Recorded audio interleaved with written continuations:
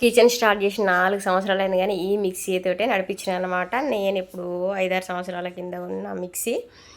ఇంకా ఇన్ని రోజులకు వచ్చింది ముహూర్తం మిక్సీ కొనడానికి. 4 సంవత్సరాల నుంచి నడిపినా కూడా చాలా బాగా నడిచిందని చెప్పుకోవచ్చు. అసలు నా చేతిలో అయితే వస్తువు ఆగది. ఇంకా దాన్ని అలా ఒక 3 సార్లు రిపేర్కి వచ్చింది. 3 సార్లు వేయించి ఇంకా దాన్నే వాడాను. ఇంక ఇప్పుడైతే ఇక అది పని చేయనంటుంది పాపం. దాన్ని మాత్రం ఎంతకని లాగుతాం. కొత్తది అయితే కొన్నా.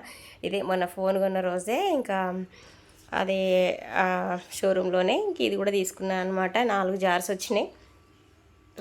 మిక్సీ అయితే ప్రీతి అనమాట. ఎప్పుడో వచ్చింది ఈ ఏమంటారు ఈ స్టైల్ మిక్సీ, కానీ ఎప్పటినుంచో చూశాను కానీ ఇక ఎప్పుడు వచ్చినాయి ఇక మనం కొనుక్కున్నప్పుడే కొత్త అన్నట్టుగా. ఇక ఇంట్లో అయితే ఇక నాకు మెయిన్ కావాల్సింది అయితే ఇక జ్యూసరే. ఈ జ్యూసర్ తోటి చాలా ఇబ్బంది పడేదాన్ని నేను. మామూలు ఇంట్లో రెండో దాంట్లో వేసి అది సరిగా కాకపోయేది. పిల్లల జ్యూస్కి ఇట్లా సరిగా తాగపోయేది. ఎక్కువ శాతం జ్యూసే చేస్తాను నేను. అంటే డ్రై ఫ్రూట్స్ ఇంకా ఫ్రూట్ జ్యూస్ చాలా నా కొడుకు నేను ఎక్కువ తాగుతాం అనమాట. అందుకే ఇంకా నాకైతే ఈ జార్ ఎక్కువ ఇష్టం.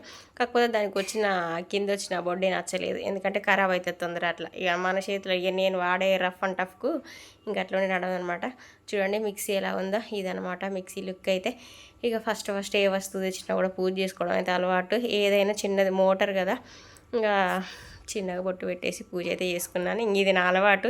ఇక చేదస్తాం అనుకోండి, ఏమన్నా అనుకోండి, ఇక నాకు తెలియదు కానీ ఇక ఫస్టే ఇక పల్లి చట్నీ చేసిన అనమాట.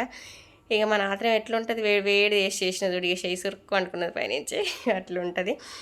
ఇక పల్లి చట్నీ పెసరట్టు కోసం అయితే పెసలు రుబ్బిన ఫస్ట్ రోజు చాలా అంటే చాలా బాగా అయింది. ప్రీతి మిక్సీ కదా, మంచిగా ఉందన్నమాట. నా మిక్సీ ఎలా ఉందో కామెంట్ చేయండి. ఇది కూడా పెట్టడం అవసరం అంటారా? అవసరమే కదా, మీకు చెప్పాలి.